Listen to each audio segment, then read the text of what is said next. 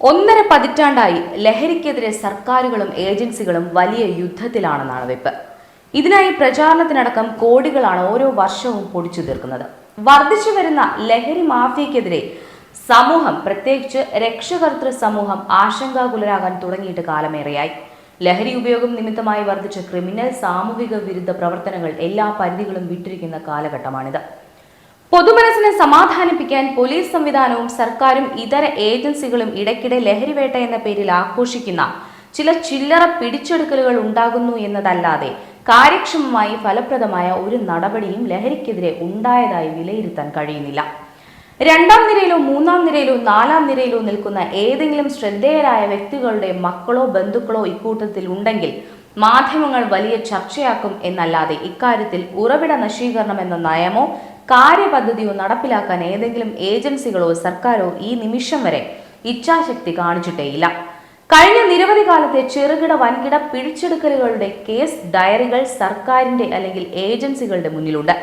അടിസ്ഥാന വിവരങ്ങളെല്ലാം കയ്യിൽ തന്നെയുണ്ട്.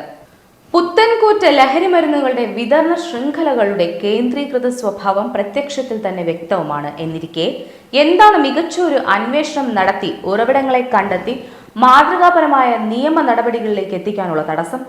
ഞാൻ മനസ്സിലാക്കുന്നത് സ്വർണ്ണക്കടത്ത്, ആയുധക്കടത്ത് ലോബികളുടെ പിന്നിൽ പ്രവർത്തിക്കുന്ന അതേ വൻകിട മുതലാളിമാർ തന്നെയാണ് ഇതിനു പിന്നിലും. ഈ മുതലാളിമാരും അവരുടെ ബിനാമികളായ മാഫിയ ഡോണുകളുമായി ഭരണവർഗത്തിന് ഒക്കച്ചങ്ങായി ബന്ധമാണുള്ളത്.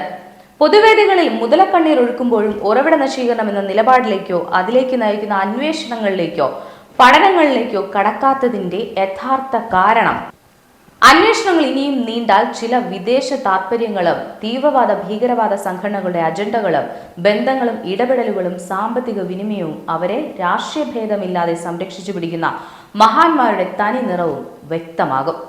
ഇപ്പോൾ ഭരണവർഗവും ഏജൻസികളും പ്രകടിപ്പിക്കുന്ന അതിജാഗ്രതാ പ്രകടനങ്ങൾ പച്ചക്കാപട്യം മാത്രമാണ്. നീതിബോധമുള്ള ഒരാളെങ്കിലും സർക്കാരുകളുടെയോ ഏജൻസികളുടെയോ ഭാഗമായി ഉണ്ടെങ്കിൽ ശ്രമിക്കേണ്ടത് ഇതപര്യന്തമുള്ള ഡാറ്റകൾ പരിശോധിച്ച് കുറ്റമറ്റ അന്വേഷണം നടത്തി കർക്കശമായി ഉറവിട നശീകരണം നടപ്പിലാക്കുകയാണ്.